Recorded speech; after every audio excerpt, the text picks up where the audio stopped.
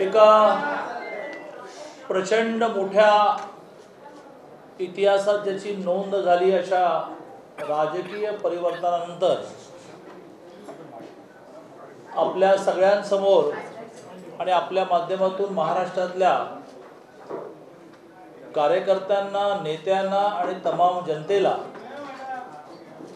या विषयातलं जे आश्चर्य वाटलं, थोडा धक्का बसला, थोडं कुतूहल जागृत झालं की नेमकं हे काय झालं, याची थोडी सुस्पष्ट मांडणी करण्यासाठी मी आपल्या सगळ्यांच्या समोर आलेला आहे. भारतीय जनता पार्टी, त्याआधी जनता पार्टी, त्याआधी भारतीय जनसंघ याची स्थापना ही राष्ट्रीय स्वयंसेवक संघाच्या सांस्कृतिक हिंदुत्ववादाच्या प्रेरणेतून निर्माण झाली. समाजाच्या विविध क्षेत्रामध्ये हिंदुत्वाच्या आधारे, सांस्कृतिक हिंदुत्वाच्या आधारे मूर्तिपूजा नाही, मूर्तिपूजा हा त्याच्यातला अनेक उपचारांपैकी एक भाग आहे, पण समाजाच्या विविध क्षेत्रामध्ये हिंदुत्वाच्या आधारे त्या क्षेत्राची रचना लावण्यासाठी राजकीय क्षेत्रामध्ये भारतीय जनसंघ नावाने भारतीय जनता पार्टीची स्थापना झाली. आणि त्यामुळे कधीही हिंदुत्वासाठी प्रयत्न, हिंदुत्वासाठी संघर्ष, हिंदुत्व प्रस्थापित करण्याचा प्रयत्न, अगदी श्यामाप्रसाद मुखर्जींनी सुद्धा बलिदान दिलं ते 370 कलम रद्द करा, 35 रद्द करा, काश्मीर भारतात राहायला पाहिजे, इथून तिची जी सुरुवात होईल ते अगदी अलीकडच्या काळातल्या रामजन्मभूमी मुक्तीच्या आंदोलनापर्यंत असेल, किंवा पालघरला साधूंचा हत्याकांड झाल्यानंतर सरकारने कारवाई करावी यासाठी संघर्ष असेल, या सगळ्या घटनांमध्ये हिंदुत्व हा आमचा श्वास आहे, हिंदुत्व आमचा ध्यास आहे, हे आम्ही सातत्याने आमच्या सगळ्या कृतीतून दाखवत आहोत. महाराष्ट्रामध्ये प्रामुख्याने, खरं म्हणजे देशामध्ये ब्रॉडली दोन विचारधारा काम करत असतील तर एक आहे अपीजमेंट, लांगुल चालन, तर दुसरी आहे हिंदुत्ववादी विचारधारा. या हिंदुत्ववादी विचारधारेला मान्य असणाऱ्या अनेकांनी त्या वेळेला भारतीय जनता पार्टीबरोबर युती केली. 19ला सुद्धा ही युती झाली, पण युतीनंतर हिंदुत्व मागे पडलं आणि खुर्ची पुढे आली आणि विश्वासघात झाला. हिंदुत्व ज्याने कधी मानलं नाही, हिंदुत्व हा त्यांचा अजेंडा नाही, हिंदुत्व न मानल्यामुळे माननीय हिंदू हृदय सम्राट बाळासाहेब ठाकरेंनी सातत्याने ज्यांच्यावर आसूड ओढले, अशांच्या मांडीला मांडी लावून महाविकास, म्हणजे पहिलं तर महाशिव आघाडी, तर शिवाजी महाराजांना पण विरोध झाला. आपल्या सगळ्यांना आठवत असेल की महाविकास आघाडीच्या फॉर्मेशनच्या वेळेला सुरुवातीचं त्याचं नाव हे महाशिव आघाडी होतं. म्हणजे कधी महाविकास आघाडी झालं कळलं नाही, पण त्याची लॉजिक मांडली गेली. विकास महत्त्वाचा, छत्रपती शिवाजी महाराजांनी पण विकास केला, पण छत्रपती शिवाजी महाराजांनी हिंदुत्व मांडलं, मुघलांशी संघर्ष केला आणि देश धर्म यासाठी त्यांनी सातत्याने आपलं आयुष्य घालवलं. सर्वसामान्य हिंदूंना आधार निर्माण व्हावा म्हणून राज्याभिषेक करून हिंदवी स्वराज्य स्थापन केलं आणि त्यामुळे शिवशब्दाचंही वावडं. आणि म्हणून सातत्याने विरोध जो होता तो विकासासाठी होता आणि हिंदुत्वासाठी होता. अनेक मुद्दे आपल्याला माहिती आहेत, मी ते रिपीट करण्याची आवश्यकता नाही. पालघरचा मुद्दा मी मांडला. श्रीराम मंदिराच्या तिथे भूमिपूजन झाल्यानंतर गावोगाव प्रचंड आनंद लोकांना झाला. माझ्यासारख्या माणसाला असं वाटलं की आयुष्याची इतिकर्तव्यता झाली. ते सेलिब्रेशन, ते एका अर्थाने आनंद व्यक्त करण्यावर सुद्धा रोख लावली गेली. ठिकठिकाणी कारवाया झाला. राम मंदिरासाठी प्रत्येक हिंदू माणसाने निधी दिला पाहिजे. मी पुन्हा म्हणेन की हिंदू हा उपासना पद्धतीशी जोडलेला विषय नाही, तो संस्कृतीशी जोडलेला विषय असल्यामुळे अनेक मुसलमान बांधवांनी, अनेक ख्रिश्चन बांधवांनी राम मंदिरासाठी निधी दिला. त्या निधी जमा करण्याची टिंगल केली गेली. तुम्ही ज्याला वर्गण्या म्हणता ना, वर्गण्या, त्याला आम्ही निधी म्हणतो. वर्गण्या जमा करण्यात तुमचं आयुष्य गेलं. पण तुम्ही राम मंदिरासाठी गोळा करण्याच्या निधीवर सुद्धा टीका टिप्पणी केली. कोरोनामध्ये दारूची दुकानं लवकर सुरू केली, मंदिरं सुरू करायला संघर्ष करावा लागला. त्रिपुरामध्ये म्हणे एक मस्जिद तोडली अशी कुठेतरी खोटी क्लिप व्हायरल झाली. मालेगावला, अमरावतीला आणि नांदेडला 50,000 मॉब रस्त्यावर होते. कसे उतरले? इंटेलिजन्स काय करतो? दंगली झाल्या, कोणावर ॲक्शन घेतल्या? सगळ्या ठिकाणी बोटचेपेपणा, ज्याला प्रचलित शब्द आहे ॲपिजमेंट आणि ज्याला प्रचलित शब्द आहे लांगुल चालन, मतांसाठी लांगुल चालन. हिंदू हृदय सम्राट स्वर्गीय बाळासाहेब ठाकरे म्हणताना कसं अगदी मन भरून येतं, हिंदू हृदय सम्राट. त्याने जनाब म्हटलं गेलं. अजानच्या स्पर्धा सुरू झाल्या. घाटकोपरच्या उड्डाणपुलाला छत्रपती शिवाजी महाराजांचं नाव द्यायला सगळ्या प्रकारची टाळाटाळ केली गेली. भोंगे हा विषय तर सगळ्यांनाच माहिती आहे की मस्जिदीवरच्या भोंग्याला विरोध करताना सगळ्या मनसेच्या असतील किंवा हिंदुत्ववादी कार्यकर्त्यांवर किती केसेस झाल्या? 28, 30 हजार केसेस झाल्या. आणि त्यामुळे असं हिंदुत्व सोडलेल्या विकासाच्या बाबतीत तर मोठी यादीच आहे. मग ते मुंबईतल्या मेट्रोचा विषय आपल्याला माहिती आहे की कारशेडहून कशी ती मेट्रो रखडली आणि आता तर ती इतकी खर्चिक होणार आहे की नवीन आलेलं सरकार हे कशा पद्धतीने ती मेट्रो पूर्ण करणार. पण मुंबईकरांची वाट लागते. 65 लाख लोक मेट्रोवर शिफ्ट होणार आहेत आणि 65 लाख लोक मेट्रोवर शिफ्ट झाल्यानंतर मुंबईचा एकूण ट्रॅफिक जॅमचा प्रॉब्लेम संपणार आहे, बंद आहे. बुलेट ट्रेन माहिती नाही कधी सुरू होणार आहे. गेल्या वर्षी पूर आला तर माननीय अजितदादाने घोषित केलं, माननीय जयंतरावने घोषित केलं, आम्ही नद्यांमध्ये भिंती बांधणार आहोत. बांधा. यावर्षीच्या पुराची पुन्हा वेळ आलेली आहे.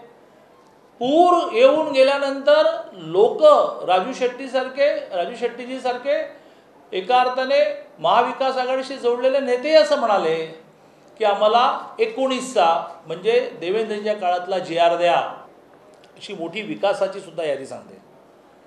STचा कर्मचाऱ्यांचं आंदोलन चिरडून टाकलं. शेकडो लोकांनी आत्महत्या केली. शेकडो लोक टेन्शनने मेले. हातात काय पडलं?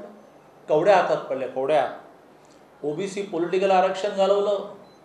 ओबीसी पॉलिटिकल आरक्षण घालवण्याचं पाप या सरकारचं आहे. मराठा आरक्षण, जे आरक्षण माननीय देवेंद्रजींनी हायकोर्टात टिकवलं, वर्षभर सुप्रीम कोर्टात टिकवलं, ते आरक्षण घालवलं. धनगरांच्या आरक्षणामधला ध सुद्धा गेल्या 2.5 वर्षामध्ये धनगर सोडा ध सुद्धा याने उच्चारला नाही. अशी खरं म्हणजे मोठी यादी आहे. शेतकऱ्यांची कर्जमाफी, नियमित कर्ज भरणारा 50,000 रुपये देऊ. बांधावर गेल्यानंतर हेक्टरी 25,000. हेक्टर आणि एकरमधला फरक कळतो का? पीक विम्याचं काय झालं? पेट्रोल डिझेलच्या वॅटचं काय झालं? अशी एक मोठी यादी आहे.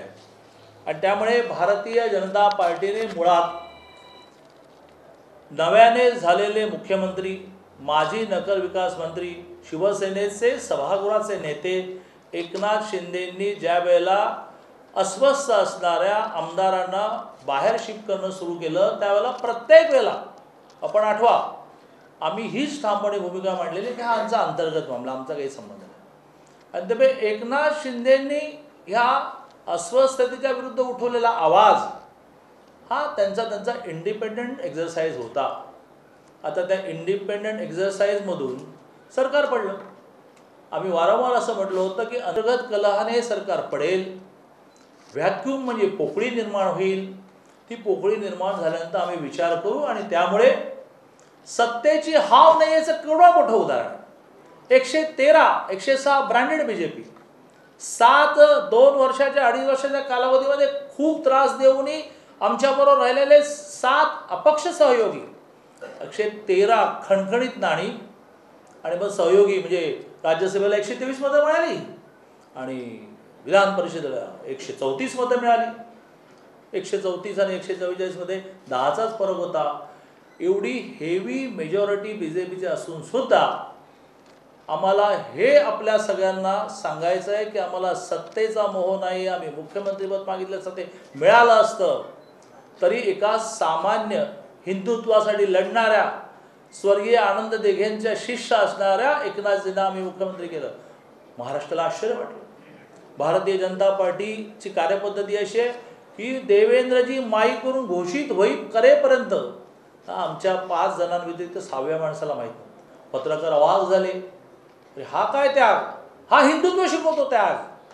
त्यागात मध्ये आनंद मानणं हिंदुत्व शिकवतं. आणि त्यामुळेच सावरकरांसारखी माणसं होऊन गेली की ज्यांच्या घरादाराला उद्ध्वस्त केलं गेलं.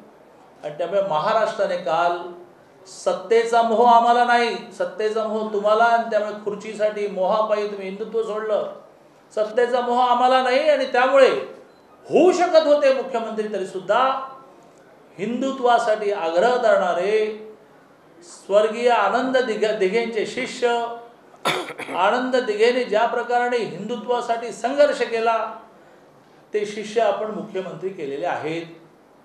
भारतीय जनता पार्टीच्या कार्यकर्त्यांना या त्यागाचा आनंद आहे, अभिमान आहे. देवेंद्रजी उपमुख्यमंत्री होणं या विषयाच्या बाबतीत सुद्धा आपलं काही म्हणणं आहे. एकदम मुळात अनेक उदाहरणं अशी आहेत की जी मुख्यमंत्री असतात आणि नंतर प्रशासनाची आवश्यकता म्हणून येतात. आत्ताच्या मंत्रिमंडळात एक मुख्यमंत्री होते ना, आता होतेच म्हणायला पाहिजे, गेले काल अशोक चव्हाण. आणि त्यामुळे हे काही जगावेगळं झालेलं नाही. प्रशासनाची आवश्यकता म्हणून स्वतः माननीय मुख्यमंत्री एकनाथजींनी त्यांची खूप दोस्ती असल्यामुळे त्यांना आवाहन केलं. आमच्याकडे किती दोस्ताने, बायकोने, वडिलांनी, आईने आग्रह केला तरी सुद्धा आम्ही आमच्या पक्ष नेतृत्वाला विचारतो. त्याप्रमाणे त्यांनी पक्ष नेतृत्वाला विचारलं किंवा असं एकनाथजींचं म्हणणं आहे किंवा प्रशासनाच्या बाबतीत मला तुमची आवश्यकता लागेल, खूप रखडलेत प्रोजेक्ट, खूप चांगले निर्णय तुमचे रद्द झालेत. 33 कोटी वृक्ष लावून ह्या महाराष्ट्रातल्या पर्यावरणामध्ये एक चमत्कार घडवला माननीय सुधीर भाऊंनी. त्या 33 कोटी वृक्ष लागवडीची चौकशी, जलयुक्त शिवाराची चौकशी, जो निर्णय भारतीय जनता पार्टी ने केला सर काटो उसको. अरे भाई निर्णय लेते हो आप तो हमारे बाजू में बैठे थे ना भाई, पण बीजेपी करा. आणि त्यामुळे एकनाथजींनी पण आग्रह धरला. देवेंद्रजींनी आमची कार्यपद्धती म्हणून आमच्या नेतृत्वाला विचारलं, नेतृत्वाने परवानगी दिली, काही चुकीचं नाही. आणि महाराष्ट्रातल्या सर्वसामान्य माणसाची, रखडलेल्या प्रकल्पांची, ओबीसीच्या पॉलिटिकल आरक्षणाची, मराठा आरक्षणाची, धनगर आरक्षणाची, हिंदुत्वाच्या संरक्षणाची ही आवश्यकता, ही हाक ऐकून माननीय देवेंद्रजींनी एवढा त्याग, आपण जे आपल्या मंत्रिमंडळात होते त्यांच्या नेक्स्ट सेकंड पोझिशन काम करणं, त्यासाठी मन लागतं, मन मोठं, ते माननीय देवेंद्रजींनी दाखवलं. आणि त्यामुळे मी एकनाथजींचं पण अभिनंदन करतो, त्यांना शुभेच्छा देतो. आणि महाराष्ट्राच्या विकासासाठी, महाराष्ट्राच्या हिंदुत्वासाठी संघर्ष केला पाहिजे. देवेंद्रजींनी त्यांचा प्रशासनिक अनुभव सगळा जोडला पाहिजे आणि मिळून महाराष्ट्राचा विकास करू. महाराष्ट्रातल्या सर्वसामान्य हिंदूला असं वाटलं पाहिजे. आणि पुन्हा एकदा पूजा पद्धतीवाला हिंदू नाही, तर एका अर्थाने हा महाराष्ट्र माझा आहे, हा देश माझा आहे, भूमी माझी आहे. 370 कलम रद्द झालं पाहिजे, काश्मीर भारतात राहायला पाहिजे, पाकिस्तान विरुद्ध आक्रमण झालं पाहिजे, असा अजेंडा असणाऱ्या सर्वसामान्य हिंदूंना आनंद होणार आहे सरकार आलाय. मी त्यांना या दोघांनाही असं म्हणेन, त्यांच्याबरोबर मंत्रिमंडळात बाकीचे मंत्री त्यांना असं म्हणेन, लोकांच्या अपेक्षा पूर्ण करा. शेवटी एकच म्हणेन की मी आपल्या माध्यमातून आमच्या सगळ्या कार्यकर्त्यांना एकनाथजींच्या पण आणि भाजपच्या पण आवाहन करतोय, उतू नको, मातू नको, घेतला वसा टाकू नको. काल शपथविधी झाल्यानंतर चर्चा अशी रंगली की अमित शहा आणि देवेंद्र फडणवीस यांच्यातल्या उच्च संघर्षामुळे देवेंद्र फडणवीस यांना मुख्यमंत्रीपद मिळालं नाही. असं आहे की आमच्यातली जी अत्यंत सलोख्याची नाती, पक्षासाठी मान कापून देण्याची तयारी, हे ज्यांना जमत नाही, याचा ज्यांना हेवा वाटतो, याचा ज्यांना मत्सर वाटतो, याची ज्यांना जेलसी वाटते, अशांनी केलेल्या ह्या स्टोऱ्या.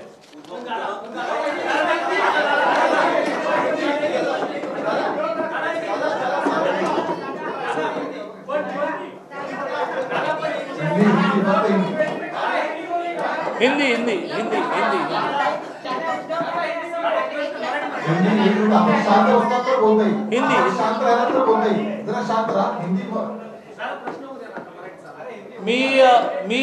मी नॉर्मली आमच्या बैठकांमध्ये पण तुमच्यासमोर मांडताना इतकं तुमच्या प्रश्नांना व्हिज्युअलाइज करून मांडतो की खरं म्हणजे प्रश्न असण्याचं कारण नाही, हिंदीमध्ये मांडतो आणि मग मी निघतो. मैंने ये रखा और मैंने बहुत डिटेल में रखा, इतना डिटेल में फिर हिंदी में रखना आवश्यक नहीं, क्योंकि हिंदी समझने वाले मराठी भी समझते हैं, लेकिन फिर भी ये मेरी जिम्मेवारी है।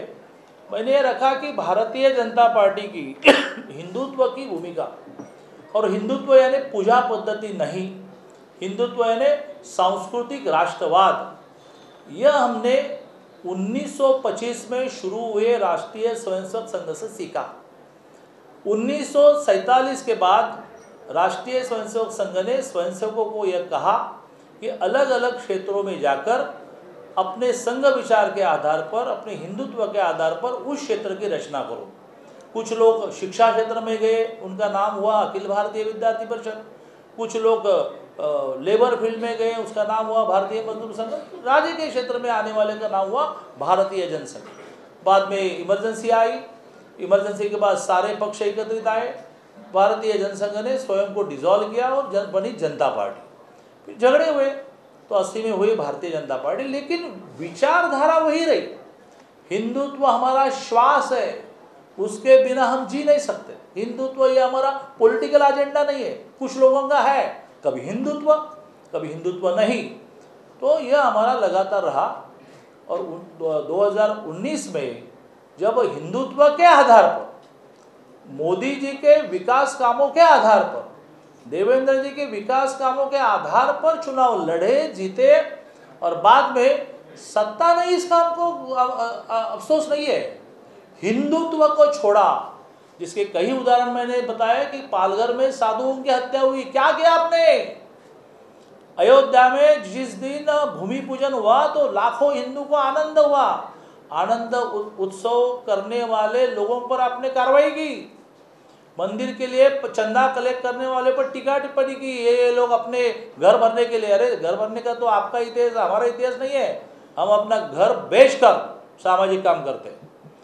फिर लीकर के दुकान शुरू हुए कोरोना में, मंदिर शुरू करने के लिए आंदोलन करने पड़े। कई ऐसे विषय हैं। इस हिंदुत्व को लेकर लगातार हमारा संघर्ष रहा, विकास कामों को लेकर संघर्ष हुआ। मुंबई की मेट्रो बंद है, बुलेट ट्रेन का पता नहीं है। हाँ, जब बाढ़ आई तो कहते हो कि भाई सब बाढ़ के निमित्त नदियों में दीवार बनाने वाले, वॉल बनाने वाले कहाँ है? अभी फिर से बारिश शुरू हुई भाई, सारे जिस बेल्ट में फ्लड आती है उस क्षेत्र में इस बार भी प्रॉब्लम होने वाली है। आरक्षण वाले विषय में, ओबीसी पॉलिटिकल आरक्षण, मराठा आरक्षण, धनगर आरक्षण का तो ध का नाम भी नहीं लिया इन्होंने, क्या मालूम है इनको आरक्षण। किसान, उनके इंश्योरेंस का क्या हुआ, कर्ज माफी का क्या हुआ, समय पर जिन्होंने पैसे भरे उनको प्रोत्साहन अनुदान देने वाले 50,000 उनका क्या हुआ। आखिरी मीटिंग में आप रखते हो क्योंकि मालूम है अब सरकार जाने वाली है, तो अभी ये नए सरकार के सर पर डाल रहे हो आप कि हम निर्णय कर रहे हैं कि जिन्होंने समय पर भरा उनको 50,000 देंगे। 2.5 साल में क्यों नहीं दिया? अभी आप नाम देने निकले औरंगाबाद का, संभाजीनगर, 2.5 साल में क्या किया? फिर आप निकले उस्मानाबाद को धाराशिव नाम देने का, 2.5 साल में क्या हुआ? ये सारे पॉलिटिकल डिसीजन आपने आखिरी मीटिंग में गए। तो हिंदुत्व और विकास के आधार पर काम करने वाले एकनाथ जी, जिन्होंने जब यह अपना रोष व्यक्त करना शुरू किया, उनको लोग जुड़ते गए, तो इस विषय में हमारा कोई रोल नहीं था। बार बार हमने आपके सामने आकर कहा है कि ये इनके आपसी लड़ाई है। फिर जब ये स्थिति आई कि अब सरकार गिरेगी, तो बार बार हमें बता रहे थे कि यह अंतर्गत संघर्षों से गिरेगी, फिर वैक्यूम क्रिएट होगा, तो वैक्यूम फिलअप करने के लिए तब हम देखेंगे क्या करना है। तो वैक्यूम क्रिएट हुआ, सरकार बनी। लेकिन त्याग क्या होता है? हिंदू संस्कृति त्याग सिखाती है।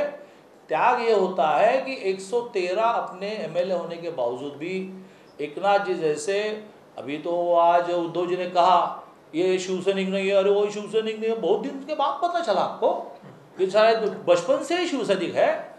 हाँ, और बाकी भी बातें कुछ है कि जो उन्होंने शिवसेना बढ़ाने के लिए क्या किया हमको मालूम है। हम भी मुंबई के रहने वाले हैं ना, और राज्य में घूमे, घरदार छोड़कर घूमे, तो अभी उनको लग रहा है कि वो शिवसैनिक नहीं है।